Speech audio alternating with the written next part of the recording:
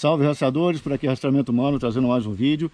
Um dos objetivos do grupo Rastreamento Humano é fazer estudos, realizar estudos, treinar, trazer para campo essas técnicas, difundir essas técnicas e depois aplicar em outras atividades que nós realizamos, né? Seja de incursão de rastreamento de animais ou de pessoas, né? E nós promovemos esses estudos. E, infelizmente, boa parte da nossa base de estudos, pelo menos da parte escrita, acaba sendo fontes estrangeiras, porque no país ainda aqui nós ainda temos uma grande lacuna de livros a respeito desse tema, né? Tem histórias fantásticas de rastreamento aqui no nosso país, mas infelizmente colocar por escrito tem uma lacuna muito grande e acaba que fora, em livros americanos, australianos, africanos, ingleses, acabam tendo uma fonte e outros, né? Acabam tendo uma fonte de consulta muito maior, muito mais ampla de base que aqui no país. Por isso que nossas fontes muitas vezes são de fora, né? Nós estamos aqui, e daí esse aspecto interessante aqui, né? Nós estamos agora lendo esse livro aqui, né, que trata, um livro impressionante, que trata do emprego das técnicas de rastreamento nos conflitos do continente africano, especialmente do século passado, relacionados muitas vezes de guerras separatistas, ou mesmo de conflitos de descolonização dos colonizadores, especialmente europeus, e tratam lá, né, e trata que eles abordam como que nesse período houve a grande militarização do rastreamento, com aprimoramento e trazendo para essas incursões militares as técnicas de rastreamento. E daí, o que é interessante aqui, que nós estamos trazendo aqui, é que daí, vendo, né, a eficiência que os rastreadores africanos tinham no rastreamento para emprego militar, e claro, né, isso também um parênteses aqui, essa questão de ser eficiente ou melhor no rastreamento, isso é bastante relativo também, sem dúvida alguma que os pisteiros africanos reconhecidamente são excelentes, incríveis naquele rastreamento, pessoas que vivem nessas regiões, né, mas também não são em todas, né, são mais aqueles que realmente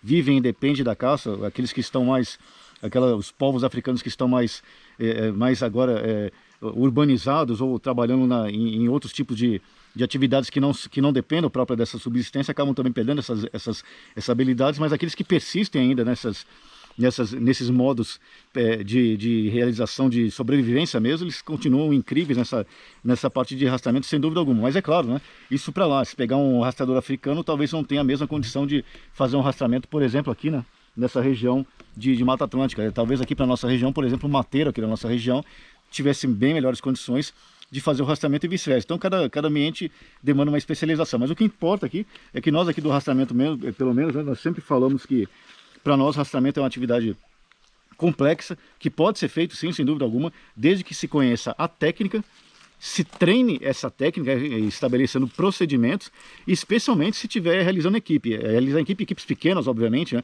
de 2 ou 3 rastreadores, isso ajuda muito, acelera muito, né? Então, sabendo a técnica, colocando em prática, né, estabelecendo procedimentos e especialmente se tiver uma equipe, por exemplo, de 2 ou 3 rastreadores, isso sem dúvida pode ser feito. Mas é incrível aqui, nessa leitura aqui, que chamou a atenção, e para isso aqui, rapidamente, para fazer esse vídeo, esse livro aqui, inclusive, vai estar na referência do nosso 8º livro. O nosso 8º livro era para ser lançado agora no final de 2021, mas tudo indica que vai ficar para início de 2022, de janeiro, o nosso 8º livro sobre o rastreamento, mas vai estar essa referência. Mas aqui o que é interessante, um relato aqui rapidamente aqui para compartilhar com o pessoal que é rastreador. Então aqui relatos, né, que especialmente quando começaram a fazer, especialmente os colonizadores europeus, a realizarem safaris na África e utilizando os pisteiros africanos, os locais nativos, para fazer o rastreamento desses animais. É impressionante que tem 2 relatos seguidos aqui, de relatos de rastreadores africanos que perderam rastros de elefante. Rastreadores africanos perdendo rastros de elefante. Para isso demonstra a complexidade do rastreamento. Está aqui para quem quiser eventualmente, né, pegar e analisar melhor. Isso aqui está aqui, né, nessa página aqui, nessa página aqui, não sei se vai dar para ver bem, mas tem 2 relatos nessa página aqui, interessantíssimo, né, para quem conhece inglês ali, interessantíssimo aqui, 2 relatos, as 2 situações que foram perdidos os rastros do elefante.